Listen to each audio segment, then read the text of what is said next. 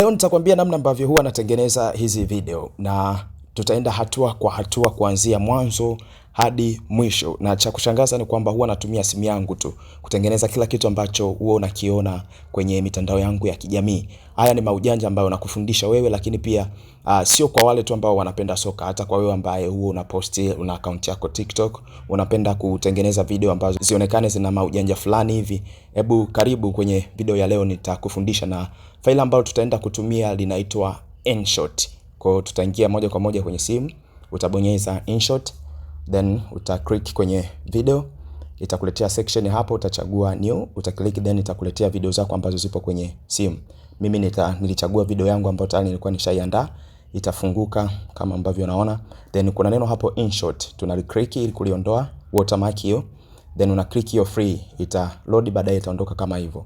Then baada ya hapo utakuja kwenye kuanza kutengeneza. Utakuja mwanzoni kabisa kuna kitu kinaitwa canvas kama unavyokiona. Hii hapa ni kwamba ni frame ya jumla ya video yako ambayo unataka kuitengeneza. Kama unataka kutengeneza ya YouTube, utabonyeza hiyo 16 ratio ya 9, au kama ni ya TikTok utabofya hiyo 9 ratio 16, itakuwa inapendeza zaidi. Kwa hiyo mimi nitachagua 16 ratio 9 kwa sababu natengeneza video ya YouTube.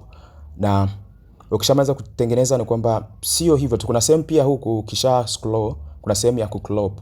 Hii hapa yenyewe inakupatia kucrop, lakini video itabaki kwenye original ya canvas. Canvas ndio inakutengenezea frame original. Hata kama ukicrop kama hivyo, ukiingia kwenye free, bado kija huko kama ulikuwa umechagua 9 ratio 16 bado itabaki vile vile. Lakini kwa sababu mimi nimechagua 16 ratio 9, nitatumia hiyo nitabaki, then nitatumia 16 ratio 9.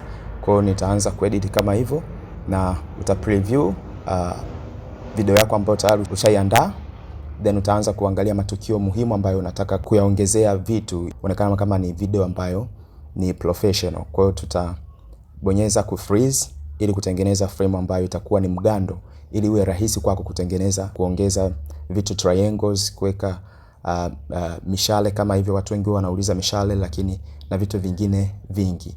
Kwa hiyo ukishabonyeza, baada ya hapo utaingia kwenye hii emoji ya sticker. Ukishaingia sticker, then itakuletea tena emoji nyingine ambayo ni sticker plus. Utaingia kwenye sticker plus, then utabonyeza. Ukishabonyeza sticker plus, itakuletea hizi option. Tunachoenda sisi ni kwamba tunataka tuongeze picha ambazo tuongeze sticker ambazo sisi tunazitaka.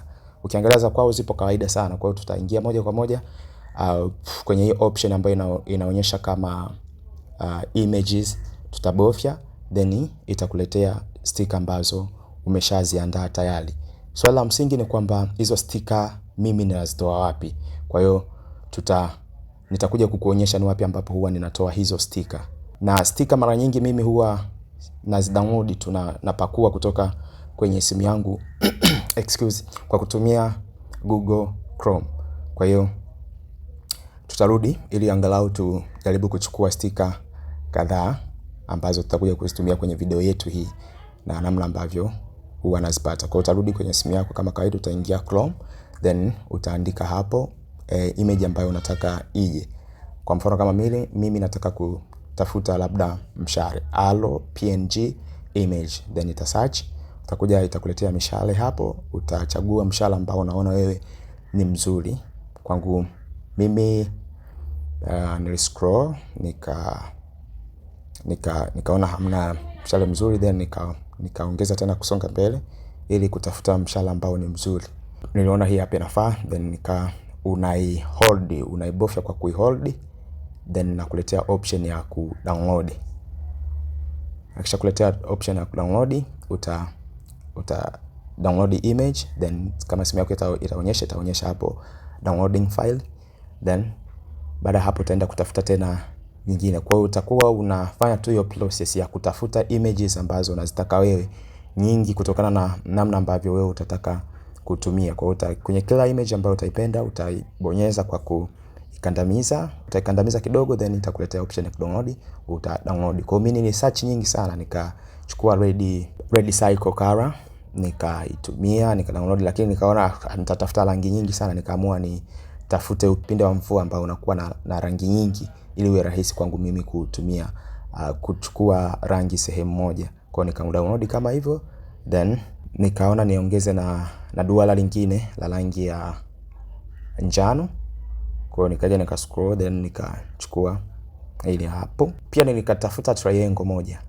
Wala ambavyo wanasema triangle huwa wanatengenezaje, nikaona acha nitafute triangle ambayo itakuonyesha namna ambavyo huwa naitumia wakati unaona mtu kama ana scan hivi, then unaona kama kuna ishara ya jicho hivi inatokea. Kwa hiyo nikaingia nikatafuta triangle. Hizi zilizokuja zilikuwa pana sana, nikaamua kutafuta nyembamba kidogo ambayo itakuwa nzuri, italeta muonekano fulani hivi mzuri.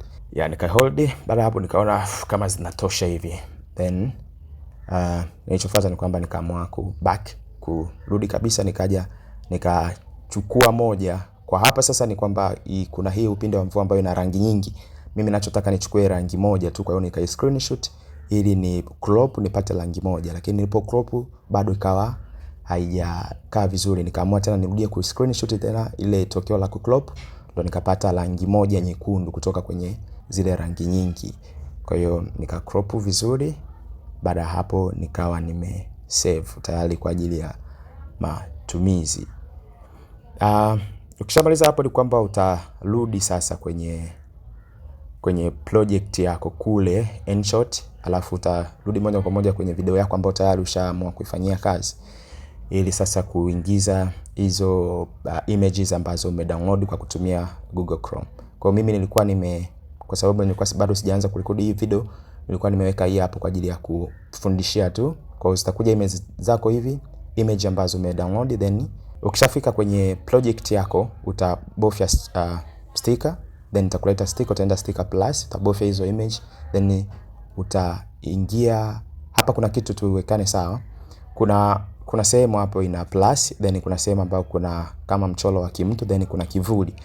Hii ya plus ni unaongeza picha ikiwa na kivuli chake, lakini sisi tunataka ije tu picha ambayo tunataka kuitumia kama mshare, uje mshare ukiwa hauna kivuli. Kwa hiyo tutabonyeza kwenye hicho kitufe cha mtu akiwa na kivuli, ili tuondoe kile kivuli, tubaki na kitu kimoja tu ambacho kitakuwa kizuri kwa ajili ya matumizi. Kwa utabofya, then itakuleta kwenye image zako ambazo tayari ushapakua, then utakuwa unaingiza moja moja. Ukibofya itakuwa inarudi kama hivyo, itarudi kwa muda kidogo kwa mvumilivu, then baada ya hapo kivuli kitaondoka, itabaki image kama image ambayo unataka kubaki nayo wewe. So baada ya hapo itakuwa kama hivi, kwa hiyo kivuli kitakuwa kimeondoka, na ukisha save itaonekana hivi kwenye project yako. Lakini kwa sababu bado hatuitumii, tutaachana nayo, twende tena tukaadi nyingine. Kwa hiyo utarudi tena, utabofya, then itakuja hii hapa na yenyewe itarudi. Baada ya hapo kivuli kitaondoka, then utatafuta tena nyingine, utaadi picha zote ambazo umedownload na una mpango wa kuzitumia kwenye video yako hiyo. Ukishamaliza kuweka video zako zote, mimi niliadi nyingi, lakini kuna kitu hapa nataka nikufundishe pia. Kuna namna una uwezo wa unaziona hizo option hapa chini. Kuna maumbo tofauti tofauti. Ukishabofya tu kwamba video yako ije, kuna maumbo tofauti tofauti ambayo yanatokea. Haya maumbo unaweza ukayatumia pia kutengeneza kaumbo kingine tofauti na vile ambavyo umesha download wewe. Kuna triangle hapo, sijui kuna rectangle, kuna duala na mengine mengi. Kwa hiyo mimi huwa napenda sana kutumia hiki cha chini hapa. Ni kizuri kukitumia kuonyesha kumhighlight mchezaji, ni kizuri sana. Kwa hiyo nitakuonyesha namna ambavyo nilienda kwenye ile picha yangu ya upinde wa mvua, nikawa ya rangi za hivyo bwana, si unaelewa. Nikaenda nikachukua, then nikaanza kutafuta rangi moja, pinki ya. Nikaamua kutafuta pinki ambayo nitaitumia kwenye nilipojaribu kuiweka ilikaa vibaya, lakini nikasema acha ukishakibofya tu hicho kiumbo ni kwamba picha inarudi vile vile. Inakuwa ni kubwa lakini utakipunguza. Ukishapunguza, baada hapo itarudi, itaingia kama hivyo. Then hii hapo pia na yenyewe niliadi. Baada hapo utarudi kwenye project yako sasa kuja kutengeneza video. Na hapo sasa ndo zile hatua za mwanzo kabisa nilizoanza nazo ndo ziko hapa kwenye hii video. Kwa maana sasa nikawa nimeingiza hii video ili uone kila ambacho tunaenda kukitengeneza. Kwa hiyo kwa hapa nitaenda fast kwa sababu hizi hatua zipo mwanzoni kabisa, ili nisikuchoshe.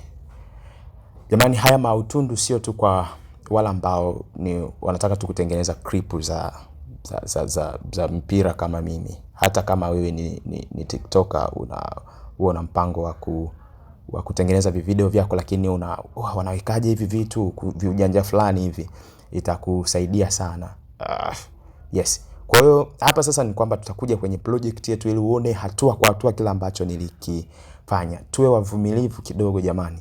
Hii video ni ndefu sana, lakini naomba tu tujikaze hivyo hivyo tumalize. Tujikaze hivyo hivyo tumalize. Lakini uzuri nafikiri kama inavutia hivi, haitakuchosha naamini, kwa sababu ni tutorial. Kwa mfano kama una lengo kabisa la kujifunza, hautachoka. Kwa hiyo niliingia nikabonyeza, nikaanza kwanza kwa kufreeze. Nikaanza kwa kufreeze kwanza tukio ambalo nalitaka.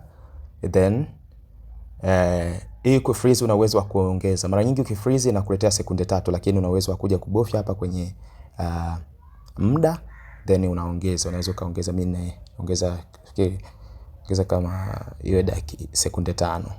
Sekunde 5. Baada hapo utakuja kwenye sticker, utabofya sticker, utakuja kuchagua image ambayo unataka uitumie, then itaonekana kama hivi kwenye video yako. Kwa utakuja moja kwa moja, ukishaingia tu utakuja hapa kwenye edit, utabofya hii hapa ya kupunguza ukali wa image. Lakini hapa ukiangalia ninavyozidi kushusha ni kwamba ukali wa image inapungua. Kwa hiyo ni nzuri kuitumia kwa sababu inakuwa inamuonyesha mchezaji, tofauti na ukiacha kama ilivyo original, inakuwa imemziba kabisa mchezaji. Kwa hiyo utakuja pia kuchagua transition. Unapenda transition gani ingie? Mimi napenda hii transition ya huku chini, kwa sababu inatokea juu inakuja chini, kwa hiyo inamuonyesha mchezaji, kwa kama inaenda kumbofya hizi kwamba tunamzungumzia huyu mchezaji. Kwa hiyo utakubali. Ukishamaliza kuchagua transition, then scroll, utakuja kwenye copy, kwa sababu nataka nionyeshe wachezaji watatu wale. Copy ili nisirudie tena kitu kile kile. Copy, then scroll kidogo ili video yangu ije, nitahamisha, nitaweka kwa mchezaji wa pili. Then nitakuja tena copy tena ili iende kwa mchezaji wa 3, nipeleke kingine kwa mchezaji wa 3. Kwa hiyo copy ya pili, then itatokea ya 3, nitahamisha ya 3 hiyo, nitaipeleka kwa mchezaji wa 3. So hapo ni kwamba ukiangalia vizuri ni kwamba tayari tunakuwa tuna vitu vitatu ambavyo vitakuwa vinaonekana. Ukirudi kidogo, ukijaribu kupreview, vyote vinaonekana kama hivi, lakini sikupenda namna ambavyo vimeonekana kwa pamoja, nikaamua sasa vionekane tofauti tofauti. Hii ya mwanzo ianze, then ifuatie ya pili, ije na ya 3, inakuwa inaleta kidogo muonekano mzuri. Kwa hiyo ukipreview kama hivi, naanza ya kwanza, then ikishatua isogeze, then unasubiri pia ikishatua ya pili, then isogeza tena ya 3, ili inapotua hii inafuata nyingine, inaleta muonekano fulani hivi mzuri. Kwa hiyo hii nikaamua kuisogeza ili ilete muonekano mzuri. Yes. Nafikiri hapo itakuwa imekaa sawa. Ukija kupreview, napenda sana kupreview, kurudisha nyuma ili niangalie kipi ambacho nimekitengeneza. Editing jamani inachukua muda kidogo. Inachukua muda, inakula muda. Kuna wakati ukiwa kwa mfano kama umeweka nia kwamba hii video nitaiposti muda fulani, kuna wakati una edit hadi saa 9 usiku. Kwa simu zetu kidogo ambayo tunatumia, inajikuta hadi simu ina stuck, inabidi kwanza uiache itulie. Lakini ukiwa tuna passion, ukiwa unapenda kitu kukifanya, ni kwamba you won't stop. Hata kama zitatokea changamoto za aina gani, you won't stop, mimi nakwambia. Kwa hiyo tuendelee. Nilipo preview nikaona ni sawa, kwa hiyo nikaendelea tena na video yangu mbele, nikaona kuna kitu hapa kimetokea vizuri, kimetokea kizuri.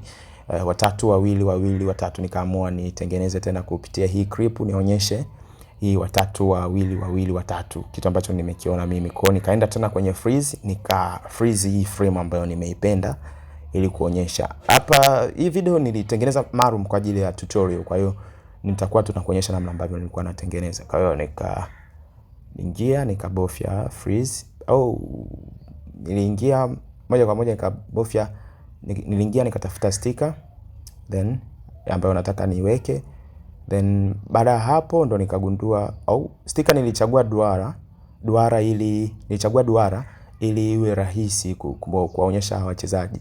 Nilivyokuwa nimechagua tayari nikagundua nilikuwa nimesahau kufreeze. Kwa hiyo nikarudi nyuma kuja kufreeze hii frame ambayo nilikuwa nimeipenda. Kwa hiyo nika freeze, nikaona acha niongeze kidogo urefu. Nilivyo freeze ni kwamba nikaja tena kwa ajili ya hii clip nikaipunguzia ule ukali, ikapungua ili mchezaji tu tunamuona yupo kama kwenye kivuli hivi ambacho kinaonekana. Kwa hiyo nikaweka tiki, then baada ya hapo hapa sasa kwenye kuweka ndo kuna editing, kuweka ilingane vizuri. Kuna wakati unaona napunguza hilo duara hadi mchezaji humuoni, lakini ndo unatakiwa ubalance ili ionekane vizuri, professional look, ionekane ya wazungu Ingereza yenyewe hapo umepita professional look, si ndio? Hivyo. Kwa hiyo nikawa nikishabofya then nikisha mtengenezea mchezaji na copy. Na kikopi inatokea nyingine kama hivyo. Kukopi jamani, unatoa dhana kama hiyo ambayo tayari ushaitengeneza. Kwa hiyo nikawatengenezea wachezaji wangu wote watatu kwa kukopi ni ile moja. Then baada hapo nikarudi ku preview kuona kipi ambacho nimetengeneza, ikafika hapo ikaonyesha vizuri. Sema yes. Safi. Nikaamua na yenyewe kuitengenezea isionekane moja kwa moja kwamba zimetokea kwa pamoja, sitofautiane. Hii ianze, hii imalize, then kitu kama hicho. Kwa hiyo nikarudi tena ku preview kuona kama itakaa vizuri kwa sababu nilikuwa sitaki sana zipishane. Ipokuja kama kaona bado haijakaa vizuri, nikarudisha tena nyuma ili nataka hii ya kwanza ianze, then ya pili ifuatie, alafu ya tatu. Kwa ya pili ya pili nitaisogeza kidogo, ya tatu pia nitarudisha nyuma ili zitofautiane angalau kwa sekunde kadhaa. Kwa hiyo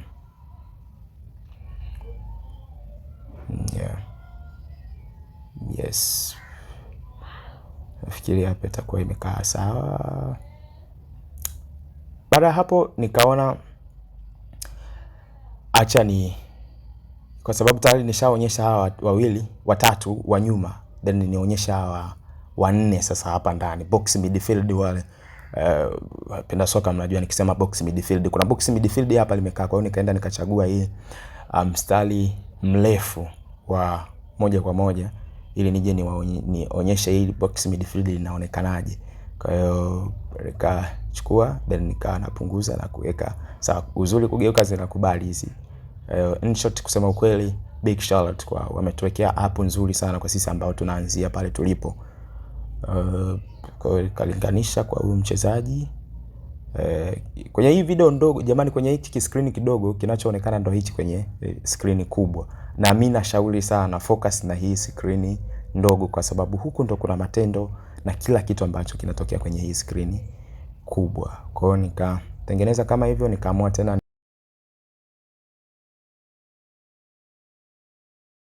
copy ilitokea tatu ili nionyeshe sasa box. Nilipopunguza sana huu mstari nikaona kama unapoteza uoni hivi, unapoteza ule uhalisia wake, kama ukawa unapotea hivi. Kwa hiyo nikajaribu sana kupunguza, lakini ikishafika sehemu kama mstari unakatika hivi. Kwa hiyo nikaamua kwa nini nisiende kutafuta nyingine nipunguze urefu ili ionekane vizuri. Kwa hiyo niliamua kufuta huu mstari wa tatu unaokuja kutengeneza sasa hizi kutengeneza umbo la pembe nne ili box midfield. Kwa hiyo nikaamua nifute, then nikarudi nikaja nikabofya sticker, nikaja nikatafuta kwa sababu tayari ninayo, nikashuka tu chini kwenye maktaba yangu ya sticker. Jamani, hizi sticker ukishaziweka hazitoki. Yaani hazitoki, utazitumia leo, utatumia kesho, utatumia. Kwa hiyo sio kwamba kila unapoenda kudownload tena utakuja tena sijui ukishamaliza sijui zitafutika. Hapana, zinabaki kwenye library yako, library hivyo. Kwa hiyo nilivyoiweka pia hii bado nikaona na yenyewe ni ndefu. Kwa hiyo nilichoamua ni kwamba nirudi tena kule kwenye sticker, nitafute nyingine, then nipunguze urefu. Namna gani ambavyo utaweza kupunguza urefu? Hapa kwenye sticker ukishaingia ni kwamba ukishakuja kwenye library yako niliamua kuchukua nyingine. Mbona nilikuwa nayo jamani? Ni kwamba kufutika haiwezekani hadi urudi tena uje uje uingize upya, then kwenye ukishakuwa unaingiza kishatolewa kivuli, ndo kuna option ya kufuta, kupunguza urefu. Kwa hiyo nilirudi chini kabisa kuja kuscroll huku kwenye simu yangu zile ambazo nilikuwa nimedownload, bahati nzuri nilikuwa nazo, then nikaja nikaingiza kama hivi ka process, then baada ya hapo nikaja kuna hii option inaonyesha kama ufuto hivi, then hapo ndo unakuja kufutia. Sasa unapunguza urefu wa hii sticker ili kwa matumizi mengine. Kwa hiyo nilifuta vizuri, then hapo nilipoona kama inafaa kwa matumizi nikawa nimeiadi. Unapunguza urefu ambao unaona utakuwa sawa kwenye video yangu. Kwa hiyo kuna uwezekano pia wa kudownload sticker moja lakini ukaifuta ukatengeneza sticker nyingine. Kwa hiyo ni kitu kizuri sana. Big shout tena kwa InShot. App ya maana sana hii. Lakini kwa ambao na kompyuta huyu jamaa anahangaika. Lakini si ndo tunaanzia tulipo. Kwa hiyo nilipokuja nikaona kama inafaa, then nikaanza kuiweka sasa sawa ili ionekane kwenye video yangu. Ili ionekane kwenye project yako lazima pia uisogeze kidogo. Video uisogeze kidogo kwa mbele. Of course haikuonekana vizuri sana, lakini nikaona afadhali angalau inanionyesha hata vialama vitatu ambavyo vinaonekana kama ni connected. Kuna kitu kimeunganishwa. Kwa hiyo nikakopi, nikaleta tena na huku juu ambako na kwenye nikabidi nilinganishe vizuri. Baada ya hapo nikapata kitu ambacho ni kizuri. Kwa hiyo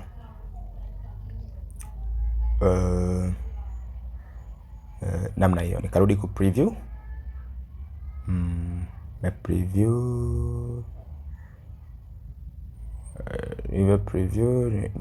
Sikupenda zilivyotokea kwa pamoja. Nikaona kwa nini sionekane kama kuna mtu anachora hivi.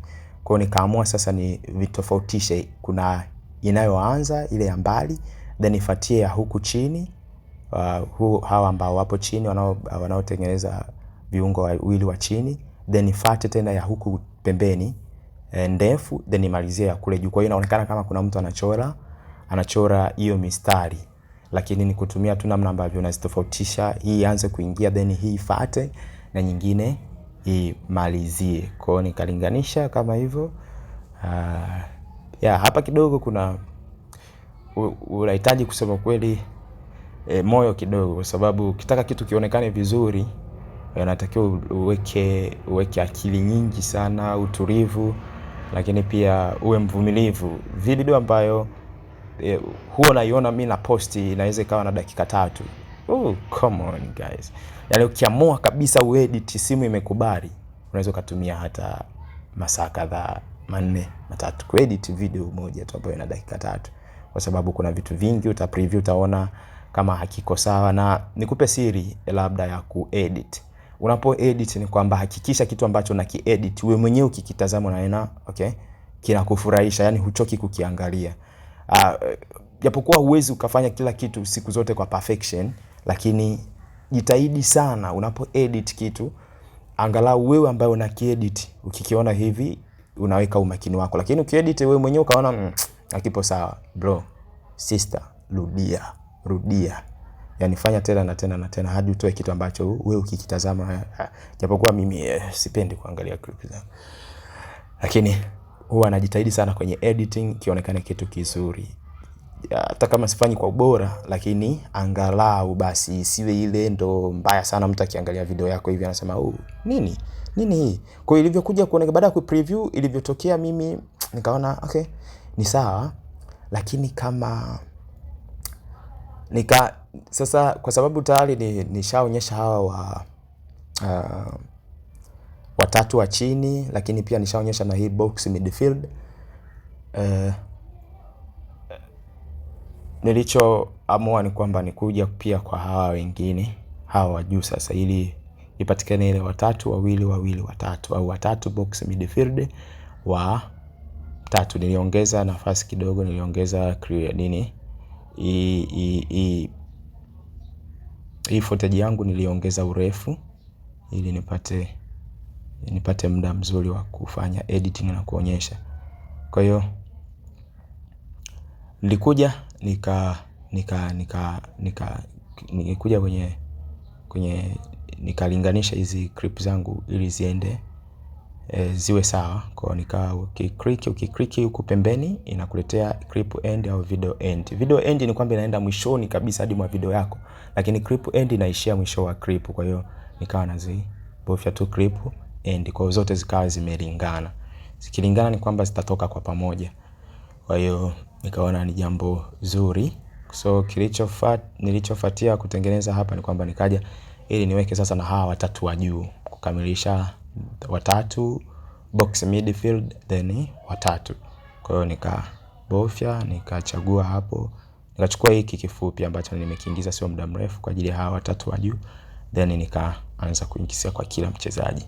Kwa hawa ina maana kuna hawa wawili wa mwanzo then kuna wale kule. Kwa hiyo kwa pamoja hivi ukiweka haitakaa vizuri sana. Kwa hiyo nashauri vipande pia huwa naunganisha ili angalau ilete muonekano mzuri. Kwa hiyo nikalinganisha kwa huyu then hakikisha nakaa vizuri, linganisha vizuri. Mtu anapoangalia sione kama mbona kama nini msharo umetokea kwenye jicho tena. Msharo umetokea tumboni. Kwa hiyo linganisha vizuri ionekane kama msharo umechorwa chini. Yes, alijitahidi sana. Ubunifu chief ni muhimu sana. Kwa hiyo hakikisha jicho lako wewe ukiangalia hivi usionekane kama mshale sijui umepita kichwani. Hakikisha unakaa vizuri, mshale unakaa vizuri. Kwa hiyo nikakopi, nikaleta tena na huku sehemu ya pili nikapunguza ukubwa ili ionekane vizuri. That is good. Yes. Nafikiri kama imekaa vizuri. Kaongeza kidogo ukubwa.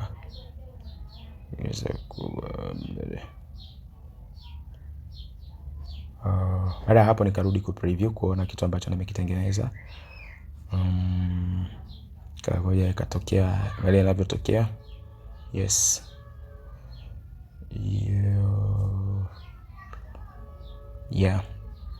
Nikapata wazo, unajue ilivyo, yani wakati una edit usiache, usiwe ndio umechora script kabisa kwamba nita edit. Nikapata wazo, kwa nini nisiweke hawa wa chini niwawekee na wao mistari, then hawa wa katikati hawa ambao wametengeneza box midfield na wao niwawekee duara ili onekane professional zaidi, yani ionekane vizuri zaidi. Of course niliongeza huku mistari na nini ili kwa hiyo nikaongeza mistari then hawa wa chini nikaanza kuwawekea na wao nini, kuwawekea hii mistari ili ionekane kuna hivi viduara vimeunganishwa na mistari ili upate concept nzuri kwamba watatu wawili watatu. Kwa hiyo nikaja nikakopi. Baada hapo hii nao nikaona kama inakuwa nene sana, alafu hii ya mwanzo ukiangalia ni kama ni nyembamba. Kwa hiyo nikasema no, hii hapana. Hii hapana, inatakiwa ipunguzwe ili nipate kitu kizuri. Kwa sababu kila nilivyokuwa najaribu kuisogeza hivi ni kwamba inakuwa nene. Nikasema hapana, hii haifai. Kwa hiyo nikaamua nirudi kwenye sticker, then nikachukua hii ndefu kwa sababu kule ni mbali. Nikachukua hii ndefu ambayo yenyewe haitanichukua, sitaongeza sana, nitapunguza tu kidogo ili iwe imelingana na hii, kwa sababu nilichukua ile fupi ambayo nilikuwa nimeifuta. Kwa hiyo pale nilipoongeza ilienda mbali kweli kweli, lakini nitakuja nifute baadaye. Kwa hiyo nikaja nikapunguza then nikaja nikaiweka. Kwa hiyo akili kumkichwa, guys, akili kumkichwa ni huo na waza vizuri nini ambacho kinatakiwa kifanyike hapo. Ukiona kitu fulani hakijakaa sawa usikiache. Yani ukiona mistake usije ukaiacha ukasema kwa sababu watajua wenyewe na. Yani hii video tengeneza kama unatengeneza ya kwako wewe mwenyewe. Yani kuvutie wewe mwenyewe, kwa sababu tunaweka kwenye social media, ujue kwenye social network, sehemu ambayo watu wako busy, yani watu wana kazi zao. Then clip ambayo unaitengeneza watu waje waione, then mtu imchukulie muda wake ujue. So ni dhambi kubwa mno kuchukua muda wa mtu alafu kitu kibaya. Kwa utengeneza kitu kizuri sio kwa ajili ya kwamba tu kionekane kizuri, lakini hata mtu anapoweka attention kwako, hata mtu anapoamua kukufollow hivi, kweli hawa amefollow mtu ambaye anajua kabisa kwamba huwa anatengeneza kitu kizuri. Yaani unapochukua muda wa mtu, uchukue muda wa mtu kwa haki, sio kiujanja tu umeedit na nini. Mimi nasema sio kwamba nimekamilika kwenye editing, lakini of course naendelea kujifunza na natamani mno kutengeneza kitu ambacho kina ubora. Kwa baada ya kuwawekea hawa hizi mistari, nikaona kwa nini nisiweke duara pia kwa hawa wengine, ili ionekane kama duara fulani hivi kwa hawa wengine, then itakuwa inaonekana uzuri. Kwa hiyo excuse. Kwa hiyo nikaja nikachukua hizi duara, then nikawa nimeanza kupunguza. Inakuja lizima kama ilivyo, yani kama ulivyoliweka inakuja lizima, kaoni kazi yako kupunguza na kupunguza. Yani uzuri vinapunguza. Kuna hii hapa ni ya kupunguza, kuna hii hapa ni ya edit, kuna hapa ya kugeuza, lakini hapa ni ya kutoa. Kwa nikapunguza vizuri, nika balance kwa wa chini. Ilionekana vizuri, kaweka clip end ili ende hadi mwishoni kabisa ma clip yangu ambayo naitengeneza. So baada hapo nikaja kwenye edit ili kuipunguzia ukali ule, ionekane kama kivuli fulani hivi ambacho sio kikali sana. Kwa hiyo nichi hapa jamani ndio kinatumika kupunguza. Kwa hiyo na punguza, mimi wanapenda sana kuweka kwenye 50 ndio wanapenda kuweka mara nyingi, lakini unaweza kupunguza kadri ambavyo utaona video yako itapendeza. Then nilipoweka nikaona mbona kama kuna sehemu tena video yangu inahama. Kwa hiyo nikaamua kurudisha nyuma kidogo hapa, nafikiri hapa itakuwa ni sawa kulinganisha sasa na ile mishara ambayo nilikuwa nimeweka mwanzoni kwa hawa watu wa chini, hawa viungo wa chini. Kwa hiyo balancing ikaendelea kubalance hapa na hapa, kuweka kidogo mdo. Yaani kazi huwa haihitaji haraka. Watu wa editing wananielewa. Na nikitazama movie hivi, bongo movie mnajitahidi sana. Unakuta mtu movie na dakika 30. Yaani kuna vitu ambavyo mimi huwa navifikiria. Sijui na nyinyi kama huwa mnafikiria vitu kama hivyo, unaanza kufikiria kwanza pesa ambayo imetumika, achana na pesa, muda ambao umetumika kurekodi, sijui shots ambazo zimetumika huko, take 1 take 2, achana take 1 take 2, then editing yenyewe. Kusema kweli ni kazi ambayo inahitaji moyo. Kwa hiyo nikawa na copy na hamisha napeleka sehemu nyingine, na copy na hamisha napeleka sehemu nyingine, ili nilete muonekano fulani hivi mzuri. Hivi tutafika kwa mwisho wa hii video. Usichoke. Mwisho wa hii video pia kuna kitu ambacho nimekiahidi. Kuna group la WhatsApp ambalo tuna mpango wa kulianzisha kwa ajili ya kujifunza. Kuna watu wengi wameniambia, "Wewe bro, kidogo wote, mimi sio mwalimu, mimi sijui kuhusiana na mpira, lakini kwa pamoja tutakuwa tunajifunza." Kwa hiyo nilipomaliza kwa hawa watu wa chini, nikaenda na hawa watu wa juu ili ionekane kama kuna duara kila sehemu ambayo italeta muonekano mzuri. Nilikuwa nazungumzia group la WhatsApp. Wakati unaendelea kuedit jamani, huko hivi uangalie huko screen ndogo jamani, ndio ina kila kitu.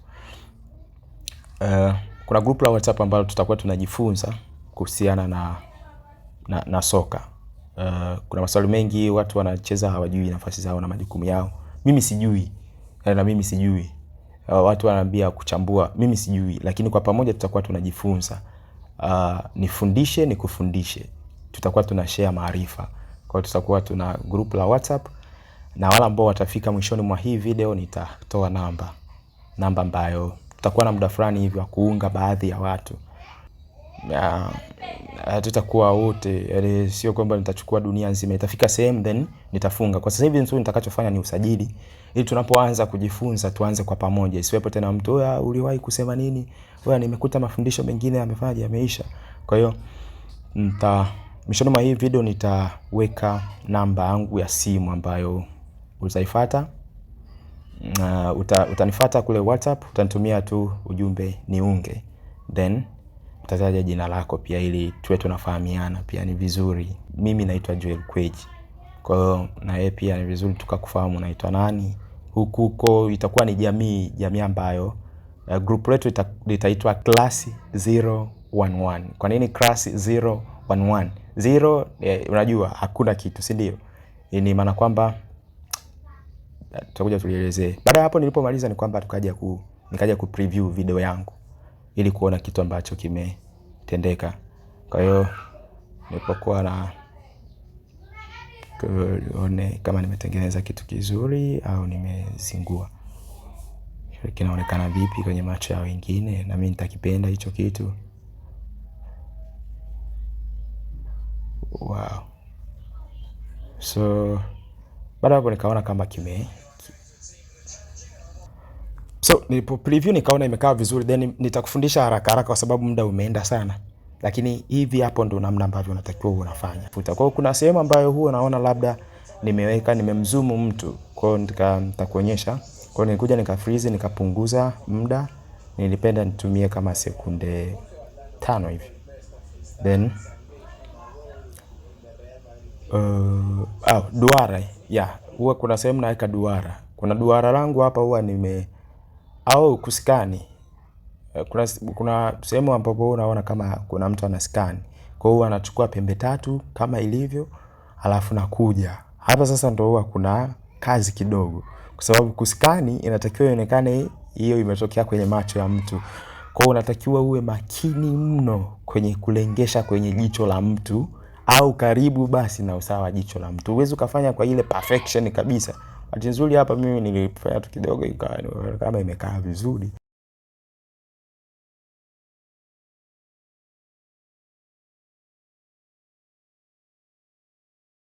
Baada hapo nitakuja ukipunguzia ukali wa mwanga ili ionekane kama kivuli hivi. Kwa utakuja then nitapunguza kama kawaida. Mimi napenda 50 60 hivi ndio huwa nacheza hapa, lakini mara nyingi huwa napenda kutumia sana 50. Kwa hiyo ukiangalia hivi inaonekana vizuri. Then utakuja pia edit hapa, uchague edit, then utakuja uchague kwenye transition. Transition mimi napenda kutumia hii kwa sababu inakuwa inaonekana kama inatoka kwenye jicho then inaenda sehemu nyingine. Kwa hiyo nikaikata. Baada hapo nika preview nione itaonekanaje. Yes. Hivyo. Kwa hiyo nikaenda tena sehemu nyingine, sehemu ya kuzoom. Ukizoom na penyewe utaingia kwenye freeze. Utachagua frame yako ambayo unataka kuitumia. Then ukishamaliza unakuja tena kwenye sticker. Kwenye sticker ili ni kuonyesha sehemu gani ya kuzoom. Ukishaingia kwenye sticker utachagua detail, then utakuja huku inaitwa nini? Magnini. Hivyo. Then hii hapa ndo sehemu ambayo huwa ina zoom. Ukijua namna nzuri ya kuitumia hii huwa ina uwezo wa kutembea kabisa. Hapo kwenye kutembea nimezua jambo lingine. Lakini kwa sasa kwa sababu tunaanza hivyo. Kwa hiyo nikishaiweka hapo nilichagua kumzoom refa kwa sababu sio video maalum, lakini nilichagua kumzoom refa. Unaona ikishafika sehemu inaonyesha kama refa ni ameonyeshwa kwa ukaribu zaidi. Kwa hiyo hii ndio huwa natumia kuzoom. Kwa hiyo ni sticker ndio huwa natumia mara nyingi sana sticker then hivyo. Lakini pia nikaja tena kwenye hii nyingine ni kuonyesha namna ambavyo huwa natumia duara. Kuna duara ambalo huwa naweka. Kuna video yangu maarufu sana niliweka ya Simba kipindi fulani. Ile video bwana basi tu ilikutana na mambo fulani huko YouTube nikawa nimetoa, lakini moja kati ya video zangu bora mno. Nafikiri ipo Instagram ya Joel Kweji. Kwa hiyo kuna duara ambalo huwa nalitumia, hili hapa limekaa kama limechimbwa chini hivi. Limechimbwa chini. Hili duara ndio huwa nalitumia mara nyingi sana kwenye hizi video, kuweka duara kwa wachezaji, kuzungushia kuna sehemu fulani hapa hii. Angalia. Kwa linavyoonekana nikaja linapunguzika jamani. Kwa hiyo nikawa natafuta niweke sehemu gani. Kana acha niweke kwa wachezaji wa katikati. Kwa zungushia hivi. Kwa hiyo na penyewe jitahidi kuweka vizuri. Duara kweli lionekane kama lipo lipo chini hivi. Kwa hiyo unajitahidi kuweka kwa kulinganisha mwili wa mtu pamoja na hilo duara, then lionekane kama lipo chini. Kwa hiyo ukiliweka juu ya mtu itaonekana kama mtu amelibeba hivi, lakini ukiweka chini kwenye miguu inapokanyaga, ndio hapo itaonekana kama yupo ndani ya duara. Kwa hiyo balance juu na chini, huku mtu wa mwisho na mtu wa chini huku. Baada hapo nikawa nimekata, then ikawa kama hivi. Kisha kuja nikaja kuchagua transition, nataka lionekane vipi. Then baada hapo nikaamua kuonyesha kama kwa ku-highlight mchezaji hivi. Mchezaji mmoja unamhighlight, unamuelezea labda namba 2, unaamua kumu-highlight hivi. Kwa hiyo nilikuja nikachukua kipande changu ambacho nimekichagua, nikaja kwenye sticker, nikabonyeza, nikachukua hiki hapa kipande ambacho nilikitengeneza kule mwanzoni kabisa. Then nikaja. Kinakuja kikubwa na chenyewe, lakini unapunguza, then unakipeleka kwa mchezaji husika. Punguza ukubwa. Yani mchezaji ambaye tunamchagua ni huyu hapa, ili tuonyeshe kwa mfano. Hizo kasema left center back huyu huko kwenye video zako ambazo utakuwa unatengeneza. Then nitakuja kwenye edit, nitapunguza ukali wa mwanga ili ionekane vizuri. Na ukipunguza ukali wa mwanga hata kwa edit pia inakuwa inaonekana vizuri, kwa sababu unakuwa unajua niweke wapi ili mchezaji aonekane yupo katikati ya hii sticker yangu na ilete muonekano ambao ni mzuri. Napenda msi, lakini ni kama nitumia 40. Kwa hiyo baada kwenye edit nikachagua transition. Transition hii hapa inatoka chini inakwenda juu. Nikaongeza muda pia wa transition ili ionekane vizuri.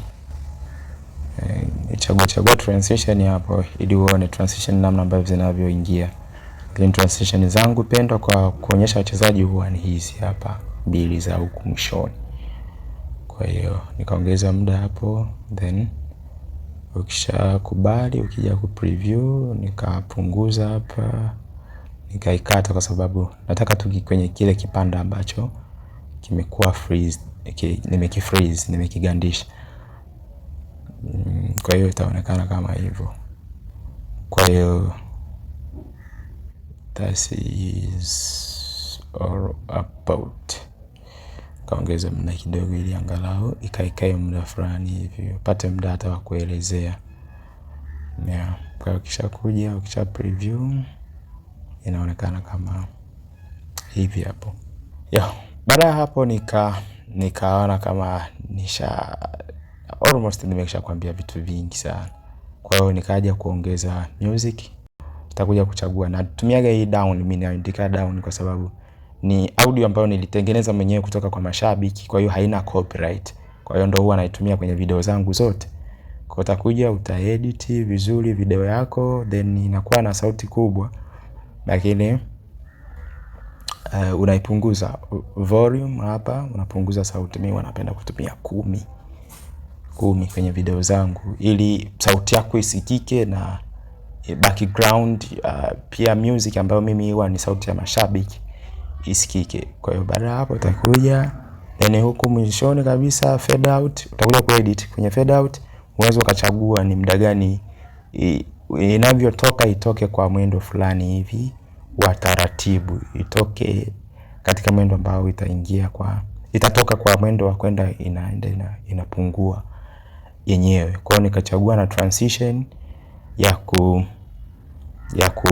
nikachagua na animation ya kumaliza video yangu sasa. Kwa hiyo ikija video yangu inakuja, then mwishoni kabisa video inakuwa inaonekana kama hivi inavyotoka. Kwa hiyo animation mimi baada hapo nikakumbuka kuna kitu sijakufundisha jinsi ya kuandika maneno. Kwa hiyo utaingia kwenye hicho kialama cha kalamu, then utaandika kwa mfano kama @joelkwej.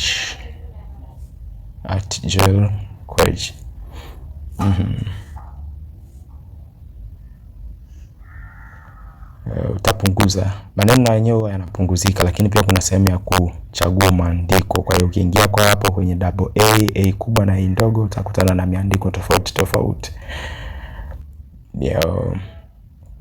Kwa Kwa na penyewe nika edit na nikaangalia namna ambavyo ataingia, yanaingia kwa nini tu, nikaamua niweke na penyewe transition ambayo ni nzuri, namna ambavyo ataonekana. Kwa hiyo utakuja hapa kwenye edit, utachagua hii transition kinaonekana kama kidude kinaingia kinatoka, then utachagua transition yako, nikaongeza muda, then itakuwa inaonekana kama hivyo. Kwa hiyo nikairudisha pia nyuma ili ikae kwa muda fulani hivi. Kwa hiyo inaonekana kama hivyo, na kama inaonekana kama kuna mtu anaandika Joel Kweji. Yeah. Lakini pia nikatamani sana video yangu hata itakapoisha maneno yabaki, hiyo Joel Kweji ibaki. Kwa hiyo nikaiongeza hadi ikazidi mwisho wa video. Kwa hiyo preview haraka hapa ili tuone maneno yatakavyoingia.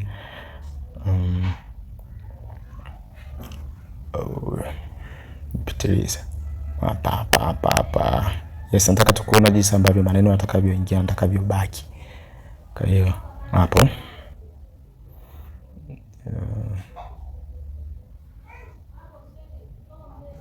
nikaamua niweke pia na ile hashtag yetu, #lielewe soka. Nikaamua kuiweka ili ionekane kwa huku upande mwingine. Kwa hiyo nikakopi, nikaja nikaedit, nikaweka hashtag hapa, #lielewe soka. Hapa sasa ni #ielewe editing. Unailinganisha vizuri ionekane kwenye video yako vizuri, then unakuja ku preview hapa, inaonekana inaanza Joel Kweji, then baada hapo ni #lielewe soka. That is how we do. Kwa hata kama video ikiisha bado maneno yatabaki. Kwa ni hivi ambavyo niliamua video yangu ionekane. Ukishamaliza utarudi kuja ku export huku juu kabisa, itakuletea hapo 1080 na vitu kama hivi hapo. Mimi nimesha set 30 fps, ndio mtu anajua watu wa mara hapo. Ikaanza kufanyaje, ikaanza convert video, kaina convert to twende chap hapa, halafu mambo mengine tufanye tukisubiri convert hadi. Kwa hiyo kisha save itaonekana kama hivyo kwa pembeni. Utakuja uibonyeze, then uone kila ambacho umekifanya. Hapa ndo inakuwa sasa inakuonyesha video full bila kukwama kila ambacho umekifanya. Kwenye editing itafika sehemu itakuwa inakwama, lakini ukisha maliza ku-export itaonekana full na itaonekana kitu ambacho umekifanya. Kama umekosea usichoke kurudia. Kwa hiyo video yangu ikawa inaonekana kama hivi hapo. Kwa hiyo ndo kazi ambayo niliifanya kwa ajili ya kuja kukufundisha wewe ambaye huwa unaniuliza sana, unafanyaje brother, wewe ikaje. Wala hapo nilipomaliza tukulie muda sana, kaamua kuingia kwenye simu yangu kuiangalia iko wapi. Kaingia kwenye videos, na video nyingi jamani. Kwa hiyo hapo InShot 2020 na ngapi nilipobofya ikaja hiyo video, ndo kama hivi hapa inavyoonekana. Hapa nimeisogeza haraka ili bora uone tu kila ambacho tulikuwa tunakifanya kwa pamoja. So that is ndo kila kitu tulichokifanya kwenye video yetu. Kwa hiyo huo ndo ujanja ambao utaweza ukawa unautumia katika kutengeneza video zako. Nikushukuru kwa wewe ambaye umekuwa nami kuanzia mwanzo hadi mwishoni. Namba za kujiunga kwenye grupu hizi hapo zinaonekana. Jamani, ni WhatsApp. Kwa hiyo utatuma jina lako, utatuma na utaniambia tu niunge, then nitakuunga. Kwa wiki la kwanza tutakuwa tunafanya kazi moja tu ya kusajili tu. Baada ya hapo wiki linalokuja ndo tutaanza na darasa la kujifunza kuhusiana na soka, kulielewa zaidi soka, tukiwa katika community ya class 011. Kwa nini class 011? Kule mwanzo nilikwambia, lakini sikuimaliza hii story. Ni class 011 kwa sababu 0 ni hakuna kitu, lakini we are learning about football. Timu ya mpira wa miguu ina wachezaji 11. Kwa hiyo nikaamua iwe ni class 011. Kwa hiyo sisi ambao hatuna uelewa, lakini we wanna more about wachezaji 11. Hivyo hivyo Kiswahili. Nataka kujua zaidi kuhusiana na wachezaji 11. Mimi naitwa Joel Kweji. Usisahau kunifollow kwenye social networks zangu, Instagram, TikTok, Thread, Facebook, lakini pia na hapa YouTube. Niachie comment yako, niachie pia na swali. Na kama unataka kuuliza zaidi, namba hii hapo, utanicheki kwa WhatsApp, huko ndo kunakuwa napatikana kwa wepesi zaidi. Shukrani sana ise. See you.